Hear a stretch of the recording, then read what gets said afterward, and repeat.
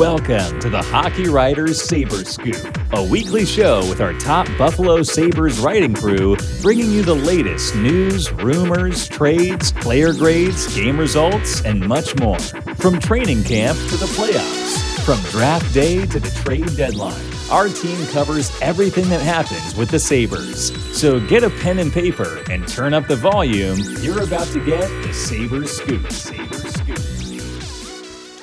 Welcome to Sabres Scoop, presented by the Hockey Writers, a once-a-week show covering all things Buffalo Sabres and NHL hockey. We thank you for joining us today, and to make sure you don't miss any future episodes, be sure to subscribe to and like our show on YouTube and catch all the great hockey content on thehockeywriters.com. You can find us on Twitter at SabresScoopTHW and everything else at The Hockey Writer.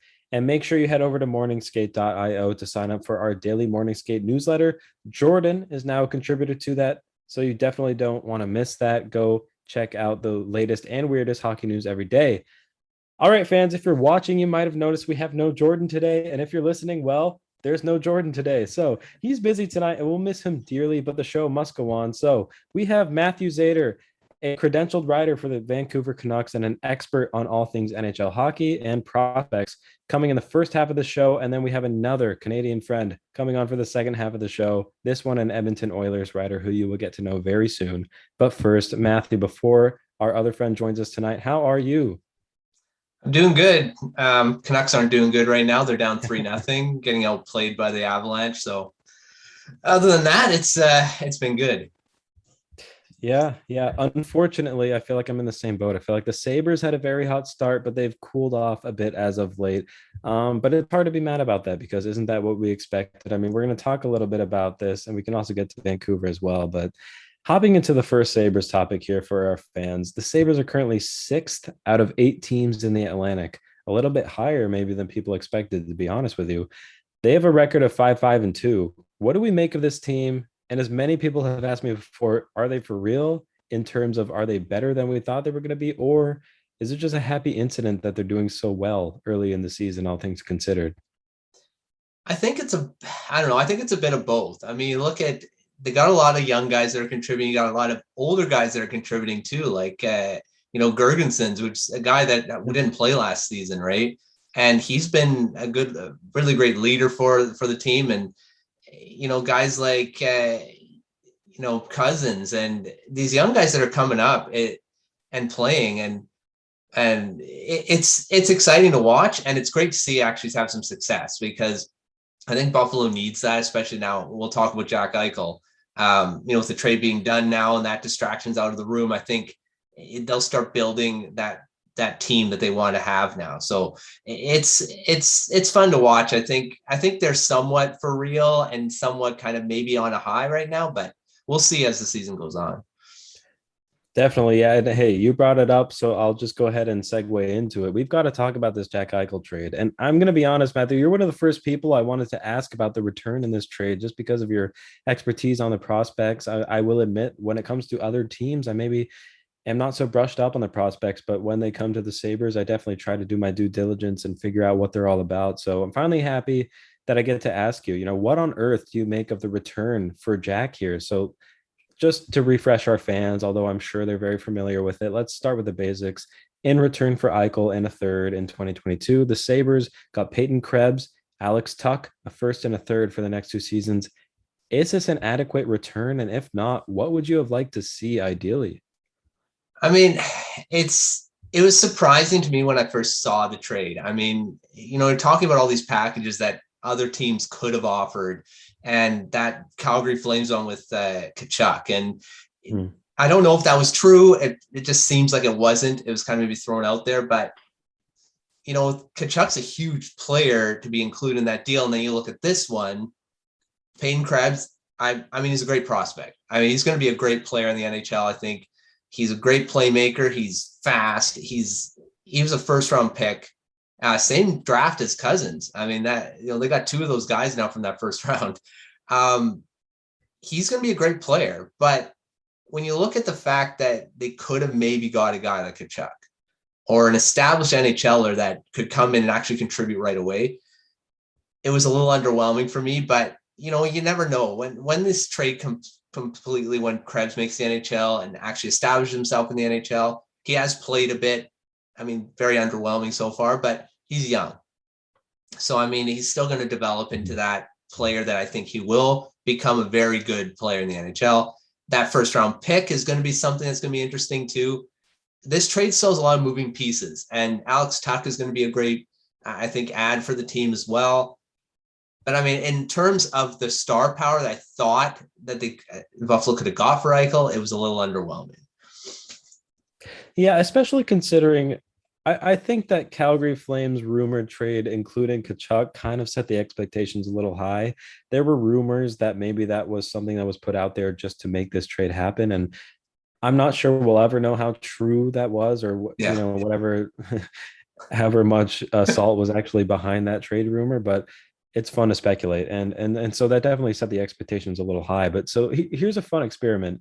If you were in Kevyn Adams' shoes, a sophomore GM, with one of the biggest trades in Buffalo Sabres 50+ year history looming, what would have been the ideal package you were looking for? I mean, you had since March, when Jack made his initial end of season, disconnect with the team interview, exit interview for the season, and this whole saga began. What would have been the ideal package you were looking for? Would you have settled for this return in October, or were you looking for something else? I mean, at the point that the trade was actually going to start, the rumors were bubbling and all that stuff, I thought I would be looking for a package that, of course, included first round pick. I would say multiple picks. I mean, first round pick, maybe, I even go and say maybe 2 first round picks, because this guy, I mean, Jack Eichel is a superstar. I mean, he's a superstar player, maybe not the same level of Connor McDavid and, guys like that. But he's an established first line center. You should be looking for those types, a couple first rounders maybe. And instead, if not a couple first rounders, maybe go to a package like a Tkachuk. An established top 6 player that's not overly old, but in that prime age. I mean, it may be a big package to look at, but at that point, before all this saga began, that's what I'd be looking for. Of course, as time went on, value goes down. It's difficult to get that. But I mean, at the beginning, that's what I'd be looking for. Definitely. Yeah. Me and Jordan had plenty of time to talk about this on several episodes of Sabres Scoop. I believe this goes back as far as maybe the first 5 episodes of our show, and it's gone on pretty much the entire time. So we've had plenty of time to talk about this. And we thought really the ideal situation for the Sabres would have been the Minnesota Wild as a trading partner. I mean, they had prospects, like Marco Rossi, somebody the Sabres could have taken, Matthew Boldy. What do you think is the ideal trade that the Sabres could have made here in this situation, or on a flyer? Is it the current one that they made? I mean, if you're looking at this point, I think the one that they got was probably one of the better ones you're going to get. I don't think the Minnesota Wild would be giving up Marco Rossi for this. I mean, Eichel's going to get that surgery. He's going to be a lot better. I think Vegas is going to get a top. They probably will get the Jack Eichel that everyone knows. If that was the case, and if that was your expectation, then maybe the Wild would be like, okay, we'll give up Marco Rossi, we'll give up Matthew Boldy, those types of guys, because they know they're going to get Eichel at his best. But again, there's a lot of uncertainty with a surgery that's not, it was a risky thing. It's not something that happens a lot. I think that was the part why the Sabres didn't want him to go for it. There's a lot of risk involved, and of course the recovery time. But I mean, he's still a first line center in the NHL. So you got to look at that. I think maybe if that was the case, they would think that the surgery would make him the player that he was. Then, yeah, I think they probably would give up that. So, but at this point, I think that's probably Kevyn Adams just like, well, this is probably the best I'm going to get. Wasn't a horrible trade. Wasn't the best case, but overall, I think it was probably the best one he's going to get. I would agree with you in that sense. Yeah. And so, maybe it's too early to judge this trade and its return. Obviously, there's still some draft picks that have not been made. Obviously, there's some conditions. There's a top 10 protected pick, which is that first round pick. that Vegas gave to Buffalo, but it's going to be a first round pick nevertheless. So it's too early to judge, but there is a return that we know at least part of Krebs, Tuck, etc., one way or the other. But I will say I have loved the content coming from the Sabres AHL affiliate Rochester Americans thus far. It appears that Krebs and Jack Quinn, who was the 2020 8th overall pick by the Sabres, are creating some chemistry together, with Krebs setting up Quinn on a nice goal the other night in his Amerks debut. So here's a question. What do we think of the Sabres prospect pool in general? We're talking Krebs, Quinn, Peterka, Murray, Lucan, and Levi, Rosen, Power, Moore. There's a lot to like. Where do you rank them in terms of the 32 NHL teams, knowing as much about prospects as you do? The Sabres are in top. For me, they're a top three. Their pool is really strong. Krebs just adds to that. Looking at guys like Isaac Rosén, Owen Power, these guys are going to be top. I mean, maybe not top line. Owen Power is going to be a top first pair defenseman. He's going to be a foundational piece you're going to look at. Jack Quinn is really impressed me this season. I mean, the AHL, he's just been ripping it up. I mean, he's got quite a few goals already. He's more than a point a game, I believe. And seeing that he has chemistry with Krebs early on, that's amazing. So, I mean, if they can put that into the NHL as having that chemistry, that's a bonus. So, I mean, and Levi, having him, I mean, you saw what he did in the World Juniors. He's another goaltender that's coming, and they got in a trade as well. This prospect pool is probably, I'm going to say top three for me. Yeah, I would definitely agree. I mean, maybe I'm a little biased, but I do think that the Sabres have one of the top prospect pools in the NHL. I know some of our prospect, experts, including Peter Berrettini, has definitely put the Sabres at the top, and I would concur with that. So here's another follow-up question to that prospect question. Where do you think, in your honest opinion, that the Sabres are in terms of their rebuild and retool to become a relevant team again? Obviously, this is something that just started.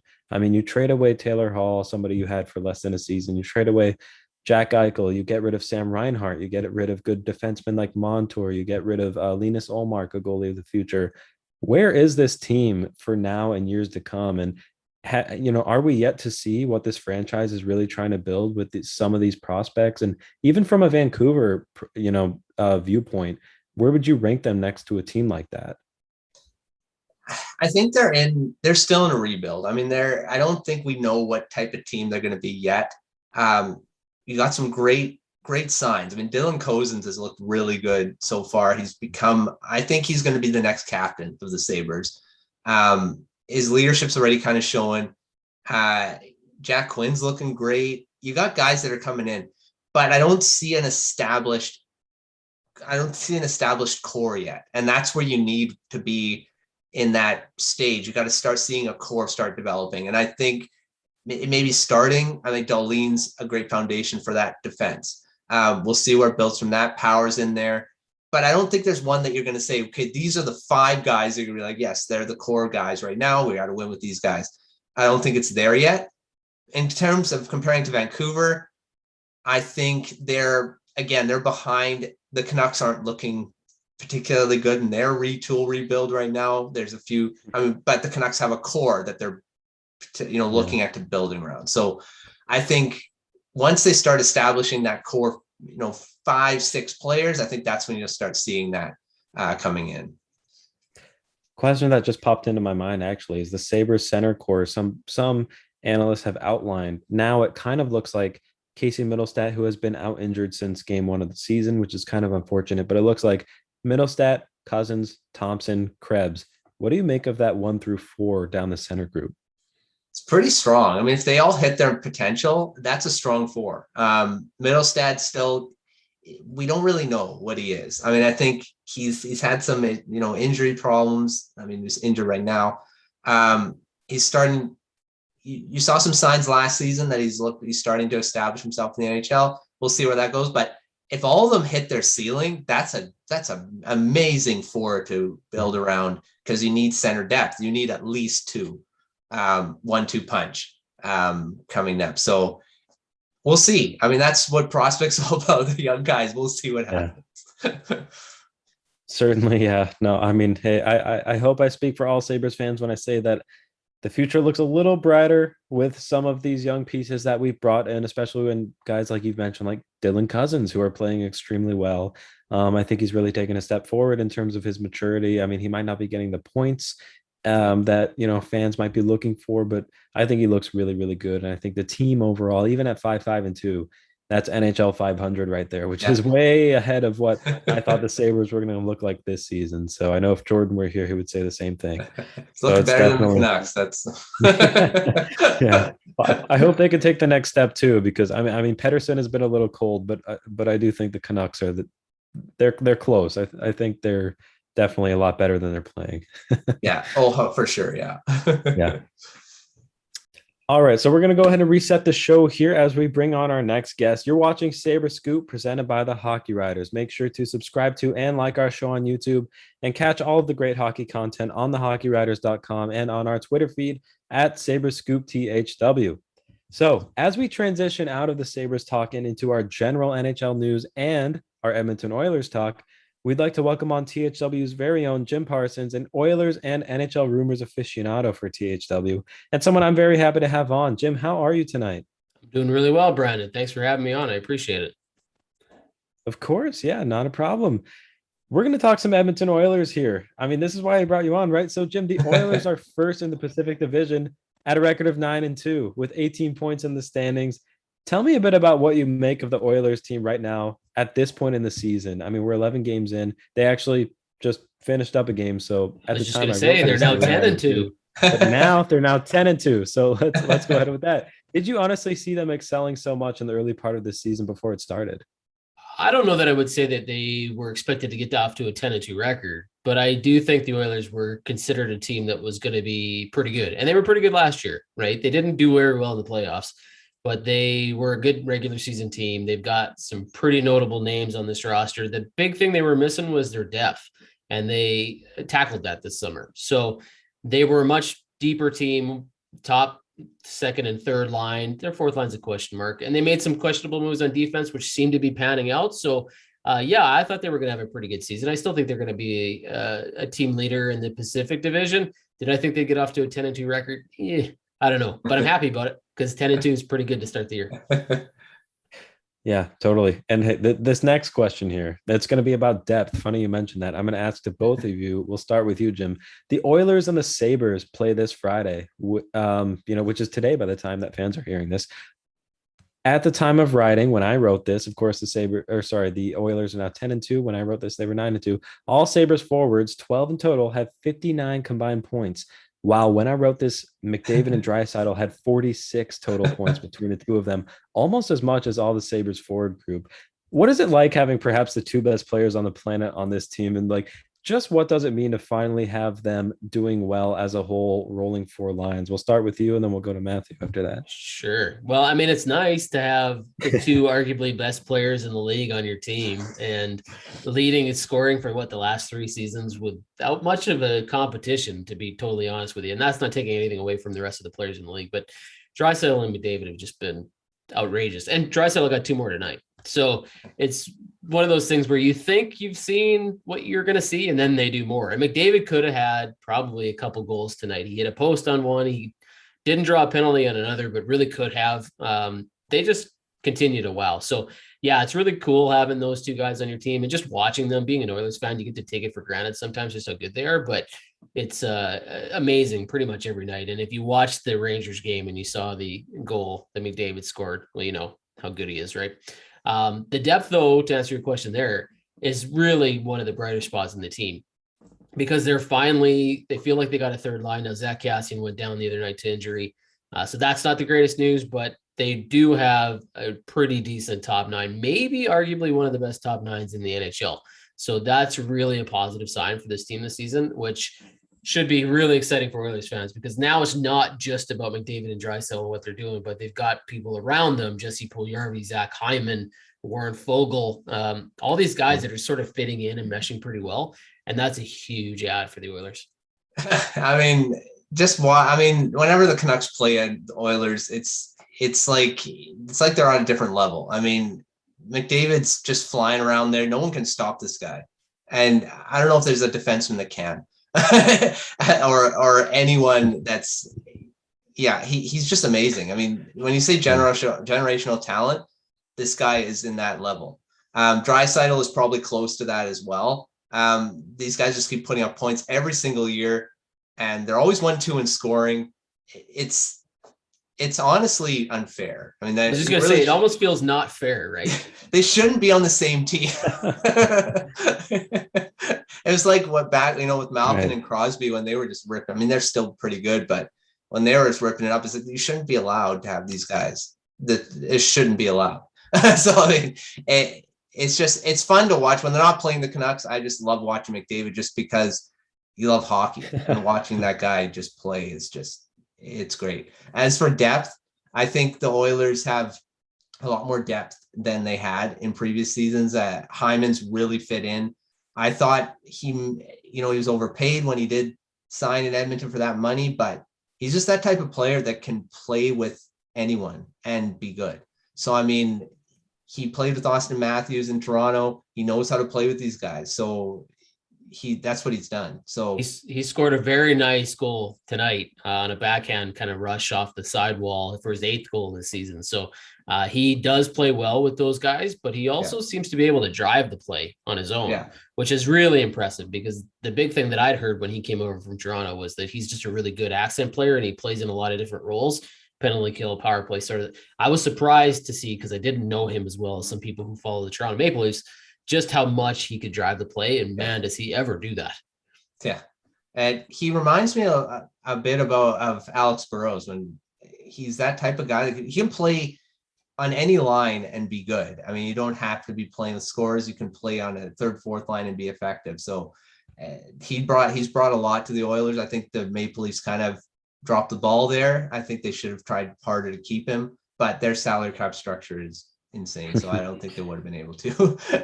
Another guy I want to say is Duncan Keith. Is actually, I don't like him as a player, but because he always with the Canucks too, but he's actually fit in Edmonton a lot more than I thought he would. So he's brought something that I thought the Oilers have needed in a long time, is better defense, and he's brought that. And Cece's been a surprise too, which another guy that I thought wasn't really going to do very well. So overall, I think the Oilers brought in some good pieces that are actually working out. Yeah, we've talked bottom 6 forward depth. We've talked defense. I mean, you mentioned the guys, Zach Hyman, Warren Fogle, Duncan Keith. Let's talk about goaltending. This is another area that the Edmonton Oilers, I think, have been severely hurting in for years now. And it finally seems like they had a bit of stability. Believe it or not, they found that in Mike Smith. But we've got to talk about this. Mike Smith was recently injured. Head coach Dave Tippett even said his injury is a concern. So what do we make of this? We'll go to Jim first. Is the goaltending department the make or break for this Oilers team, when it seems like every other area of this team is firing on all cylinders? And it seems like it has been the make or break in the past. Make or break might be a tad strong, only because of the way Mikko Koskinen has played this year, right? Like, he did not have a good year last year, and people coming into this season were very, very concerned because he signed Mike Smith for 2 years. And you're kind of like, he's 39 years old. Can he do what he did last year? And of course, so far he's injured, so it hasn't looked great. But Mikko Koskinen has really bounced back. He got another win tonight. He looked really solid in that. I think he's either 8-1 or 9-1. Just really, really good in terms of being able to stay steady. Now, having said that, so make or break, we'll see. But I don't know that the Oilers are confident with this tandem, whether it's Smith and Koskinen or Smith and Stuart Skinner or Koskinen and Stuart Skinner or whatever happens to be as the season rolls along. I don't know that you can go into the postseason playoffs with that tandem. So maybe if you're thinking to yourself, if you're Ken Holland, you go, you know what, we're going to have to shore this up. We're going to have to figure it out. Now, the question will be, if Koskinen continues to play really well, Smith comes back and he's decent, or Stuart Skinner looks like he's an actual NHL goaltender, can you run into the postseason with that group? If he does, there got to be a lot of fans in Edmonton that are kind of like, this might not be the best idea. At the same time, they maybe deserve a shot at it. So it's going to be very interesting to watch this situation unfold. The Smith news is not good. He was basically another setback in practice, and it could be going from a day-to-day thing to a week-to-week thing. When you're 39, these injuries that might have taken a week now tend to take 2 or 3 weeks. So we're not really sure how long he's going to be out. So that could be problematic. but we'll see. Koskinen's played pretty well. So if he can keep doing it, and they're playing Buffalo tonight as people watch this, so I'm sure Stuart Skinner is going to get the start there. Yeah. And sort of commiserate with the old goaltenders getting injured here. I mean, the Buffalo Sabres, Craig Anderson, he's out on what should be a day-to-day injury, but really I think it's going to be a little bit longer than that. I mean, sort of uncertain on what his status is. But before we talk a little bit more about the Oilers goaltending, Matthew, did you have anything to add there? Yeah, I mean, I think that's the same. You're looking at, I think the Oilers need to, at the deadline, it depends on where Koskinen and how he's playing and how, where Smith is, but I think they got to go after a goalie like Korpisalo in Columbus. Guys like that. I know, in the past they were in on Markstrom. They were in on guys like this that are going to, starting goaltenders. Not saying that Koskinen couldn't be that, but going into the postseason with aspirations of being a Stanley Cup contender, I think they need to have a stronger tandem. And I think I think that's one piece of the team that still has to be improved. Matthew, the Korpisalo name is an interesting one because if you look at their stats, Koskinen and Korpisalo, they're pretty similar. In fact, Korpisalo might not be considered much of an upgrade over Koskinen. True. If you don't have Mike Smith, like if Mike Smith is done and he turns out to be a long-term injury that isn't going to be around for the playoffs, then I could see maybe the Oilers looking at Korpisalo and Koskinen go, okay, well, this is a pretty good 1B, right? Yeah. We've got two guys that can carry the load together if we split the start 60-40 or whatever the situation may be. But I think if you've got Smith and Koskinen and Skinner going into the season and you're looking at upgrading that, I don't know that Korpisalo does it. I'm not sure that there's actually another goalie out there outside of maybe like a Marc-Andre Fleury, which has been tossed around in Edmonton a little bit lately. I have no idea what his situation in Chicago is going to be and whether they actually move him or not, or he even wants to come to Edmonton. But I think you either make a move and you significantly upgrade the goaltending if you're healthy, or if you're not healthy, then you maybe look at a Korpisalo. We'll see how that goes. But there's a lot of guys out there. I think Koskinen gets a bad rap for having some pretty bad stats, and his stats aren't that bad, actually. Yeah. It's just he's inconsistent, right? That's his biggest issue. Well, it's going to be an interesting story to watch, that's for sure. For sure. Yeah, certainly. And hey, as Mikko Koskinen and Stuart Skinner are the go-tos for the Oilers right now, they have a chance to prove as much. And Jim, you even wrote recently in one of your rumors articles, the Oilers also owe Skinner a chance. He's been lights out good in the AHL and he played well in Detroit. If he has a couple of strong games, likely starting against the Buffalo Sabres on Friday, when our fans are listening right now, the Oilers should give him a chance to help the team pad their record and stay at the top of the Pacific Division. Do you believe that Skinner as a goaltender can be that guy? Do you see Koskinen sort of being the number one sort of out of the 1B, like you called it here? Well, Koskinen is definitely the guy. The way that he's played so far this season, with Smith being such a question mark, Koskinen is the guy. But Stuart Skinner certainly deserves a crack at sort of getting a shot, at least to show that he could be a bona fide backup. That's kind of the deal with Skinner, I think. And the way the Oilers are rolling, they didn't have the greatest game against Detroit, but he was pretty decent. He coughed up the puck on a turnover playing outside the net, and that didn't look good on him. But everything else, he was pretty good. I don't know if he was like 35 for 38 or something like that. Like, he made a lot of good saves and pretty solid saves too. So he looked pretty good, and he has been good in the AHL. So it's just been a matter of getting him into the lineup. And last year was such a funky year with the pandemic and all that other stuff that was going on. It was really hard to kind of do that. The call-ups from Bakersfield, their, what's a taxi squad situation that the Oilers went through last year was a mess, right? So the Skinner situation didn't really play itself out. This is kind of the year that they're going to try to find out what he is and if he can play solid backup minutes. And if he can, he's actually a pretty good option for them moving forward, because both Koskinen and Smith, well, Smith has got one more year after this one. Koskinen's a free agent at the end of this year. So the Oilers might move on from either both of these guys or go Smith and Skinner. They just need to know what Skinner is, right? They got to figure out if he's part of the solution here or if he's just kind of an AHL guy. So I think with a 10-2 record, hopefully even better than that after this road trip, they'll have a good idea what Skinner can offer them. And if it doesn't look good over the next, couple weeks, then they maybe look seriously at the goaltending option and the markets there. But I think Skinner at least gets an opportunity to show that he's better than just an AHL guy and that he's actually a decent backup in the NHL. Yeah. One thing I will say about goaltenders, and I'm sure you would both, agree with this, is it's very hard to find stability in goal, especially if the guys that you draft aren't panning out or you don't hit that diamond in the rough. I mean, with a solid goaltender, it's very hard to get two good goalies and shore up your goaltending. I mean, look no further than the San Jose Sharks, somebody who's in the division with the Edmonton Oilers. They went from Jones and Dell to Aiden Hill and James Reimer. And so they have a bit of stability themselves. With teams like that within your own division with the Oilers, shoring up their goaltending in such a major way, and now they look competitive again, the Sharks do. Is this goaltending situation for the Oilers a problem? I mean, this goes back to sort of the make or break thing. When other teams have improved their goaltending, just that little extra bit, does that make the Oilers' job to win the division even harder? I mean, look at Vegas too, with finally they have their 1A and only their 1A in Robin Lehner. Does that concern you a little bit? I would say in the playoffs, maybe. I'm not really worried about the regular season. They have shown, Koskinen and Smith, if you want to call that the tandem that keeps going, that over the last two regular seasons, they've been totally adequate.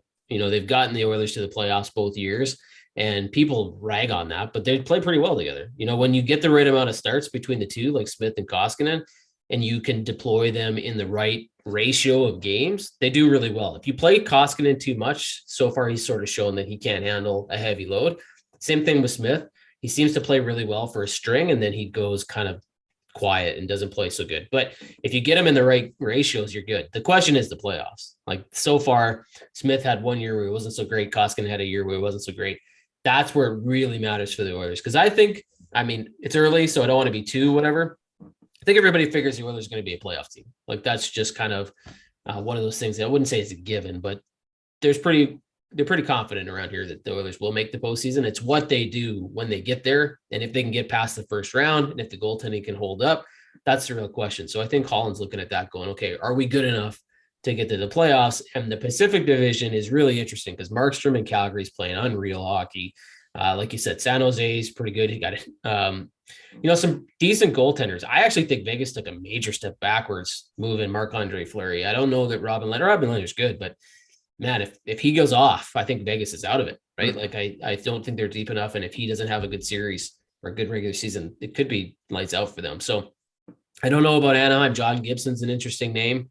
Los Angeles is questionable. Like there's lots going on in the Pacific. It's really kind of a toss up, but I think the Oilers are confident in the regular season. It's just the playoffs that it really matters. Kind of segues into the next question here, and I want both of your opinions on this. When it comes to the remainder of the 21 to 22 NHL season, where do you see this Oilers team finishing in the Pacific, in the NHL overall? Be honest, and are there any Oilers players that you see being nominated for individual awards / really, really excelling here? Obviously McDavid, Draisaitl, but outside of that, we'll go with Jim, and then we'll go to Matthew after that. I was going to say Matthew if you want to go first, but no, I'm happy to do that. You want to go first, Matthew? I'll let you go first if you want. Up to you. I think the Oilers will win the division. I mean, just how good they're doing, and the other teams in the division they're interesting. I mean, looking at Anaheim and San Jose, I think they're kind of excelling maybe over their head right now. I thought they were going to be good teams. I think they're going to fall down to earth a bit as the season goes. The Canucks haven't started well. They usually bounce back at a certain point of the season. We'll see what happens there. But I think the Oilers are the best of the class right now. And Vegas having injury problems like crazy right now. I think the Oilers probably win it. For individual awards, beyond the obvious, McDavid and Draisaitl are going to win those ones they've been winning all the last few seasons. I don't know if there's any others that I kind of really pick out right now that would win other ones, but just the main guys I think will be winning those, but Oilers will probably win the division. Yeah, I wanted you to go first. I didn't want to look like a homer. I didn't want anybody to think I was just picking the Oilers and to finish tops in the division because I cheer for Edmonton. I read about them all the time. I did think the Oilers would probably finish in the top of the division, if not the top two. I thought Vegas would be there, but Vegas hasn't started well at all. And you guys probably talked about this before I was able to come. I don't like what Vegas has done. I'm not a huge fan of the moves that they've made over the last few seasons. The Jack Eichel trade's interesting to me. I just wonder if it's too little too late. At least for this year, right? Like we'll see how healthy he comes back and stuff, but I don't like the direction that Vegas has gone. I was a big fan of their team at the beginning of their franchise getting into the underdog situation and run to the finals. everything they've done since then is like it's a win now. Salary cap is just sort of a suggestion, not a rule. Like they've just been a very interesting team, right? So I don't really love the direction that Vegas is going. And I think you're seeing it now with their lack of depth at center, and they're moving contracts out like crazy. Like I think the Alex Tuch trade to Buffalo, I think this is a good pickup for Buffalo. Like I like some of the pieces they got in. Vegas has dumped a lot of their good prospects. So I'm not sure about that. The other teams in the league, I'm surprised how good Calgary's been, to be honest with you. I didn't think they would be this strong a team. I knew Markstrom was good, and they've got some talent, but Gaudreau's having a fantastic year, and that's been very interesting to watch. Vancouver, I'm a little surprised by because their stars haven't really stepped up in a major way, so that's been a little shock. But it says San Jose, Los Angeles, Anaheim. I'm shocked that those guys have played so well this season, right? So I was kind of picking the Oilers to win the Pacific. I still think they'll do that. As far as individual awards, don't overlook Darnell Nurse. I think he could be in the conversation for a Norris. I think he got a little shade last year. Like he should have been maybe in the conversation and wasn't. There's some really good defensemen in the NHL. Like Adam Fox will be in that conversation again. And, maybe in Petrolangelo will be there, Roman Yossi, things like that. But I do like Nurse's game. He's been unreal. He's been a horse for them, playing like 30 minutes a night, right? And he doesn't seem to slow down. So I'd put that in there. If Evan Bouchard was eligible for the Calder, which he's not, he'd have been there. He'd have been maybe a shoe-in for me on that one because he's played fantastic. He scored again tonight too. He's been really good. Unfortunately, the way the Calder works in 10 games in a season or whatever, he's not eligible for it, but he would have been there. McDavid, Draisaitl, or Givens in terms of being nominated for the Hart and Art Ross and stuff like that. But don't overlook Nurse. I think he's playing well enough to be maybe in the conversation. Yeah, that's funny. I was thinking of Nurse, and I'm like, yeah, that's a good pick. Yeah. Well, he's interesting because Tyson Barrie led all defensemen last year in scoring and wasn't given one vote for the Norris, right? Like, I think that's the first time that's ever happened in the NHL where a guy led the league in scoring from the blue line and wasn't given a single vote. So we know Tyson Barrie's out. He's not getting it. Like, no matter what you do, no matter how points he gets, he's not going to get there. But Darnell Nurse plays really sound hockey. He's excellent 5-on-5, plays in all situations, eats a ton of minutes, and he's playing really well. He's got tons of points already. So I think he could be in the conversation for sure. Yeah. I was going to say there was a trend there for a few seasons where the defenseman who was the highest scoring, offensive points wise, was usually the guy who was finishing near the top of the Norris Trophy conversation. Maybe that's changed. Maybe it's gone to all around best, well-rounded defenseman. I'm not sure, but what it should be. yeah. Hey, maybe that's a good thing. So as we wrap down the show here, we're about ready to finish up, but just one last question. Are there any other major storylines concerning this Oilers team, NHL in general? What would you like to address with the fans, general NHL followers here concerning the Oilers or otherwise? Jim, we'll go to you and then Matthew. I'm kind of interested if you're talking about just what the Oilers might do. I'm very curious to see how quickly they determine if they're buyers or not, and I'm sure they will be, and what they do when they decide they want to buy. I think they need a left shot defenseman because I think Chris Russell, Slater Cuckoo, those guys, maybe not what you want to roll into the playoffs with. I think everything else on the right side is pretty strong. Left shot defenseman. And we talked about the goaltending. I'm certain that's going to be something they'll look at and a need they'll probably want to address. The depth, it was all about injuries, right? If people stay healthy and you can get somebody, but Yamamoto's come on, so I don't know if a top 6 right winger is going to be a huge need for them. We'll see. But I am very curious to see how quickly Ken Holland determines if this team is a buyer or not and what they shop for, because it'll be interesting to note how quickly some teams feel like they're out of it and how quickly teams go, yeah, we're selling. So let's move on. We already know some teams that are selling, right? Arizona, Chicago, probably, right? Yeah. Like some of those teams will be dumping pretty early. And so what are the Oilers going to eye up in terms of who's on their radar and what they can afford? Because they're operating pretty close to the cap already. And they've got some guys like Archibald and Clefbaum that are kind of putting them over that thing. Yeah. So it'll be interesting to see what they do. I think there'll be a lot of talk in Edmonton about that. My biggest storyline, I think, is just the division in general. How all these teams are coming, because it's kind of it's early, and you're seeing some of these teams, like I said before, with the California teams. I'm very surprised with how they're doing.